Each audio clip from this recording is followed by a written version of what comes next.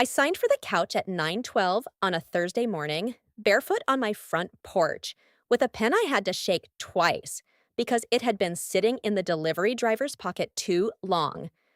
I remember the time because I had a meeting at 9:30 because I was already irritated that the delivery window said 8 to 12 and they showed up right in the middle of the 1/2 hour I absolutely couldn't be interrupted. And because if I had known what those two men were about to ask me, I might have let the truck keep driving. The couch was not glamorous. It was practical. Deep gray, stain resistant fabric, low arms, big enough to survive movie nights and sick days, and the kind of weekends where you don't move much except to change the throw blanket angle. I had been saving for it since the divorce. Not because it was expensive exactly, but because after the divorce, every purchase had started to feel symbolic. New plates, new locks, new sheets, new a lamp, all of it less about furniture than about proof. Proof that a room can stop remembering a man if you replace enough of what he touched. My name is Avery Sloan. I'm 34 years old. I do project management for a healthcare software company from home. And until last October, I believed the creepiest part of starting over after divorce was the loneliness. It turns out loneliness is not the creepiest thing. Loneliness is clean. It sits where you can see it. What came after that couch delivery was something much dirtier. Something hidden under the life I thought I had rebuilt. The townhouse was mine in the legal sense, but never fully mine in the emotional one. My ex-husband, Nathan, and I had bought it 5 years earlier, when interest rates were low and optimism was still cheap. Narrow brick front, 3 floors if you counted the basement, tiny fenced patio, enough square footage to trick us into thinking we were becoming the kind of adults who hosted dinner parties. We painted the living room ourselves. We argued over shelving. We laughed in IKEA parking lots. Then, like a lot of marriages that look normal from outside, ours died in increments too small to post about. By the time the papers were signed, Nathan had moved into an apartment across town with exposed pipes and a woman from his gym named Colleen, who wore matching sets and called everyone Love. And I had stayed in the townhouse because I could afford it, barely, and because I was too angry to leave the one thing I had paid half of. The basement had always been the weird part of the house. Not sinister, weird, just unfinished in a finished way. The previous owner had painted the walls, but left the ceiling open, so you could see ductwork, joists, electrical lines, all the guts of the place hanging there like the house had turned itself inside out and then gotten bored halfway through. There was a utility sink, a washer-dryer nook, and a room at the back we called the storage room, even though it was basically a concrete box with one light bulb and a door that never quite latched. Nathan had used the basement for football, watching with his friends until the projector died. After the divorce, I mostly used it for laundry and avoidance. So when the delivery truck pulled up that Thursday and the two men wrestled the boxed up couch sections through my front door, I was thinking about floor dimensions and zoom backgrounds. Not danger. They were both in their 40s, maybe, one tall and broad with a shaved head, the other smaller and wiry with a mustache that looked older than he was. Efficient, polite, not chatty. The shaved head one checked the invoice, looked around my living room, and said, "You want the old love seat hauled?" I told him no, because I had already sold it online and the buyer was picking it up Saturday. The men nodded, cut open the packaging, and started assembling the new couch in that smooth, practiced way people do, who have spent years moving other people's furniture through too small spaces. I was hovering with one eye on the clock when the wiry one asked, "Basement access through here?" I looked up from my phone. "Sorry?" He pointed toward the hallway. "You said storage levels downstairs, right?" Thought maybe we'd stage the cardboard down there while we finish. Oh, I said. Yeah, sure. Stairs are through that door. He grabbed flattened packaging and disappeared down the basement stairs. The other one kept working on the couch frame, screwing in legs, adjusting cushions. 10 seconds passed. 15. Then I heard the first guy come back up the stairs, slower than he'd gone down. He stepped into the hallway, holding nothing. He looked at me, then at the other delivery guy, then back at me, and he said, "Ma'am, why is your basement already furnished?" For a second, the question didn't make sense as English. "My what?" "Your basement," he repeated. "There's a whole room set up down there." I laughed automatically, short and confused. "No, there isn't." The two men exchanged a look. Not dramatic, just the kind adults exchange when they're trying to decide whether someone is joking, lying, or about to become a problem. The shaved head one straightened slowly. "I'm not trying to be rude," he said. "There's a couch, table, lamp, mini fridge, whole thing, back room." I stared at him.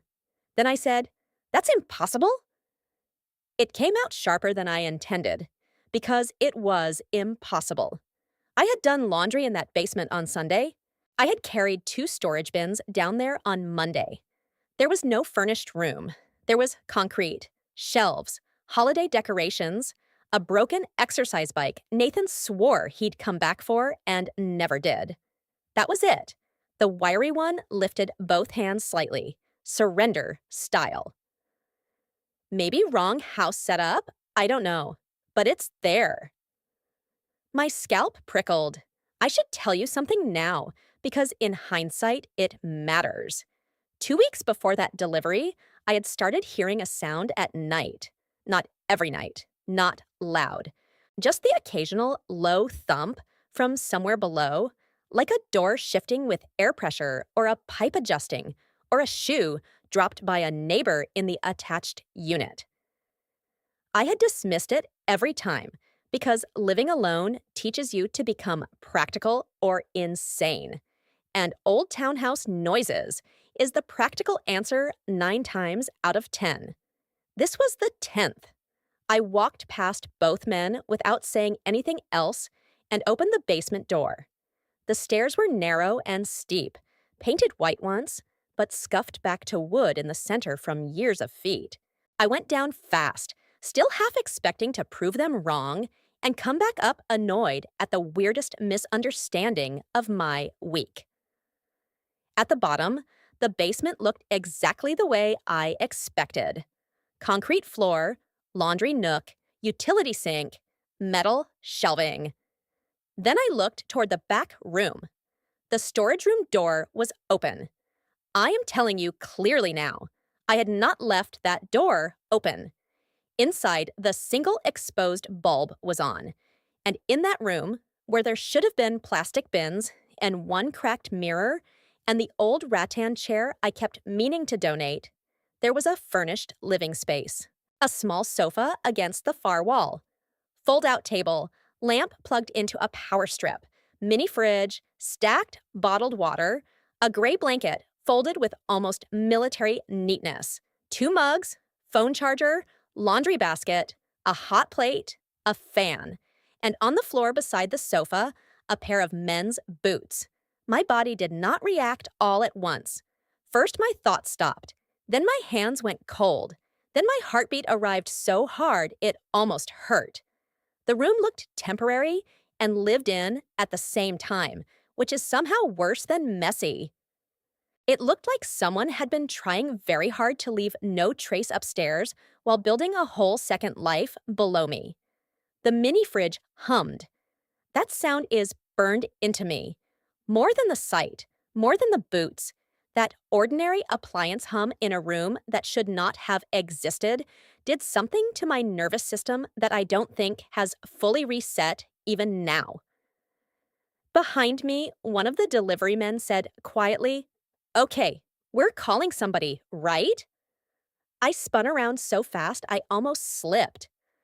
"Don't touch anything," I said, and my voice sounded strange, too low, too flat. Please don't touch anything. The shaved head guy had already taken out his phone. Do you want us out of the house? That question somehow returned me to my own body. 3 people in a basement. Unknown person maybe still nearby. I did not know if whoever had been living down there was currently at work or hiding under the stairs or standing behind my own furnace listening. Yes, I said immediately. No, wait. Stay until I call 911. I backed up into the main basement area, not turning my back fully on the room, and dialed with fingers that only shook once I had the phone in my hand. The dispatcher's voice was calm, trained, almost offensively normal. 911. What is your emergency? My basement. I heard myself say. Someone has been living in my basement. Even then, it sounded like the setup to a joke or a bad horror movie. The dispatcher did not treat it like either. Are you safe right now? I don't know, I said honestly. I'm in the basement with 2 delivery men. We found a room set up. There are personal items. I don't know if anyone is still here. Leave the basement now, she said. Leave the house if you can do so safely and wait outside. Officers are on the way. We went up together, the 3 of us moving too quickly and too carefully at the same time. I locked the front door out of instinct and then realized how stupid that was if the person was still inside. Then I unlocked it again because I didn't want police dealing with my panic through extra deadbolts. Then we all stood on the front walk while I tried not to hyperventilate in front of 2 men who had shown up to build a couch and were now standing guard beside me like accidental witnesses in a true crime pilot. One of them, Mustache, I never got his name, said, "Do you have an ex or somebody with a key?" The question hit like a slap, because yes I did. Nathan still had an old key from before the divorce, or he was supposed to have returned it. He had said he did. I had believed him because by then I was tired of cataloging all the tiny dishonesties that made up the larger collapse. Also because I had changed the front lock, but not the basement access door from the back patio. That lock had always stuck, and since I never used it, it became one of those things adults say they'll deal with later. Later had apparently become an invitation. Police arrived in under 10 minutes. 2 patrol officers first, then a 3rd car. I repeated the story on the sidewalk while neighbors pretended not to stare from behind blinds. The officers cleared the house, then the basement, then called me in to identify what did and did not belong to me. Almost none of it did. The sofa, mine, no, never seen it. Mini fridge, no. Blanket, no. Hot plate, no. Boots, definitely no. Then one of the officers, a younger woman named Chavez, held up a black duffel bag and asked, "This yours?" It was not, but I knew it. It was Nathan's gym bag. Same scuffed zipper pull, same faded white logo from a marathon he never finished but wore like a credential anyway. Same strip of silver duct tape near one handle where he'd repaired a tear in 2021 while loudly explaining he was extending the life cycle of consumer goods instead of just admitting he didn't want to buy a new bag. My whole mouth went dry. "That belongs to my ex-husband," I said. Officer Chavez looked at me very carefully then. Name, I gave it. And the world, which had already gone surreal, tilted further. Because if Nathan's bag was in the room, then the possibilities split into 3 ugly options. 1. Nathan had been living in my basement. 2. Someone Nathan knew had been living in my basement. 3. Nathan had provided access to someone who was. None of those options improved my day. They photographed everything before touching it. Then they opened the duffel. Inside were clothes. Men's, toiletries, a cheap flashlight, a small envelope of cash, protein bars, and my stomach dropped so hard, I thought I might actually faint when Chavez lifted out a framed photo. It was from my wedding. Not displayed nicely, just shoved in the side compartment, glass cracked at one corner. Nathan and me at the reception, both laughing, his hand at my waist, my face turned toward him like trust was a direction. I heard one of the officers say, "Okay," in that tone people use when a situation rearranges itself into something more personal and more dangerous. Then Chavez pulled out a spiral notebook.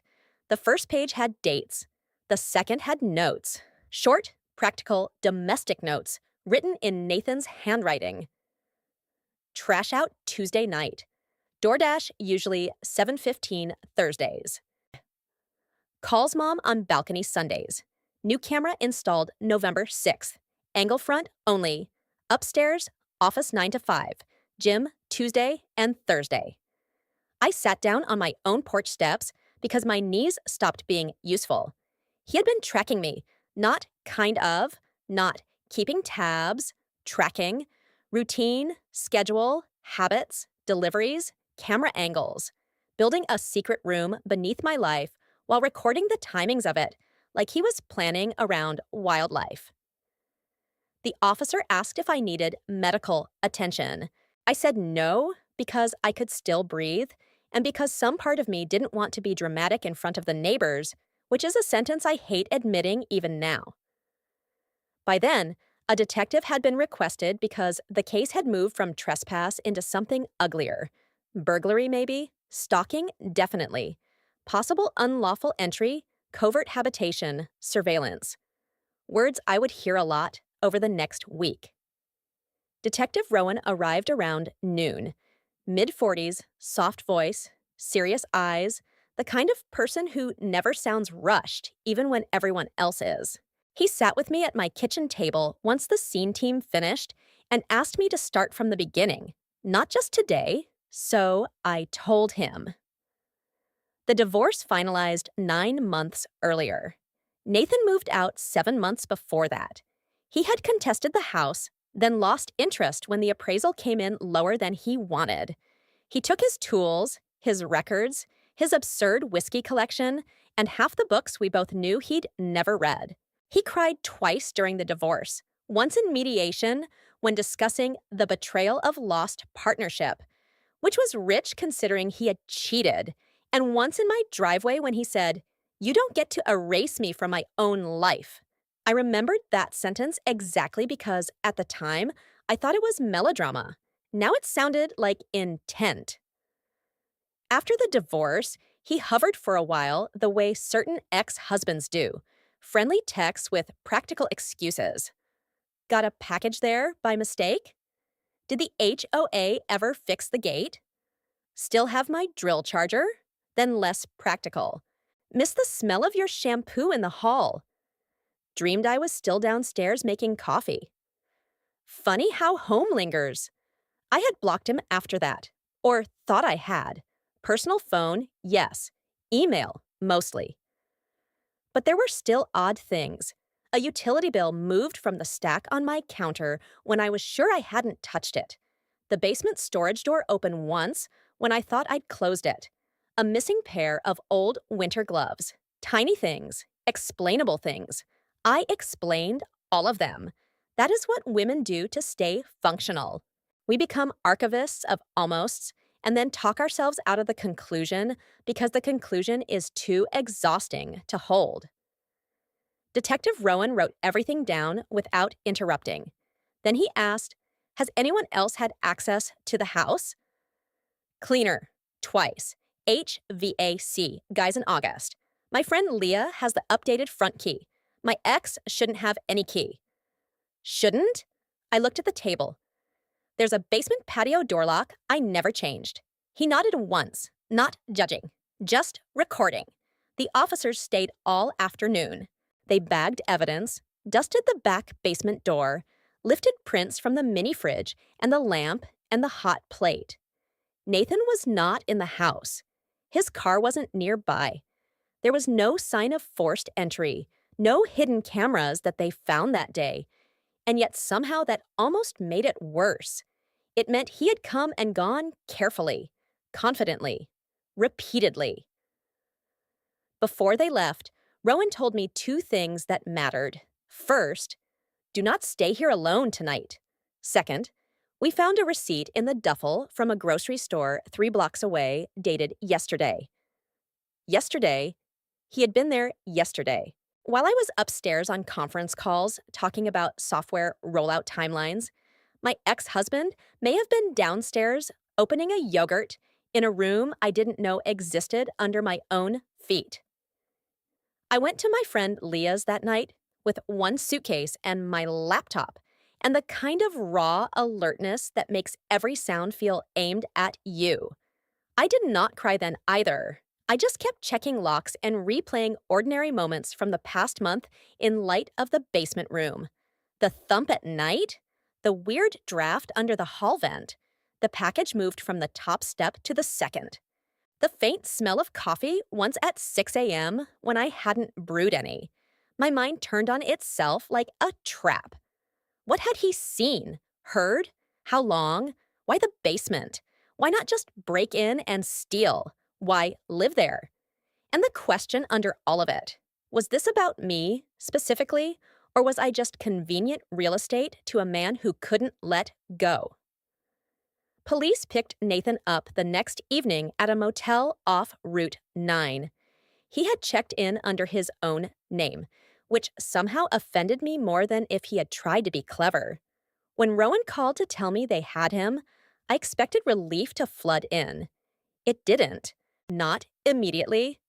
Mostly I felt tired and suddenly hungry, like my body had postponed basic signals until danger became temporarily less theoretical. The interview yielded exactly what you'd expect from a man like Nathan, and exactly what you hope not to hear. He admitted using the basement. He denied living there. He said he only stayed sometimes because he was between places after a rent increase, and because it made no sense to pay for an apartment while half the house was still effectively mine. He described the room as a practical arrangement. He insisted he never intended to scare me and said with full sincerity, apparently, if she didn't know, then no harm was done. I laughed when Rowan repeated that part to me, and then I cried for the first time because that sentence was so perfectly him. If she didn't know, then no harm was done, as if terror only counts once named, as if secrecy is a kindness if it is skillful enough. He admitted taking some packages so they wouldn't sit out. He denied opening mail except maybe a couple by accident. He denied stealing anything, then couldn't explain why his notes tracked my work hours and delivery patterns. He said the wedding photo in the bag was there because sometimes I needed to remember what home looked like. That line got him nowhere with police, but I can't deny it landed somewhere in me that was still soft enough to bruise. Because yes, once, that had been home. That was the point. He had loved it too. Maybe loved me once. Enough at least to build shelves and argue over paint samples and lie barefoot in that living room eating takeout off our laps. But whatever that had been, it was not the thing that put a sofa in my basement and wrote down my Thursday delivery habits in a spiral notebook. The thing that did that was entitlement sharpened by grievance. The belief that if something used to be yours, trespassing could become a kind of emotional correction. The legal process after that was tedious in the way all deeply personal violations eventually become. Restraining order paperwork, property reentry affidavits, inventory of what was and wasn't missing, court dates. Nathan took a plea that involved unlawful entry, stalking-related charges reduced through cooperation, and mandatory mental health evaluation. My lawyer told me that because there was no physical assault and because he had a history in the property, the system would always be tempted to make his behavior sound more domestic than criminal. Ex-spouse overreach. One filing called it I remember reading that phrase and thinking, a whole furnished room under my feet is not overreach.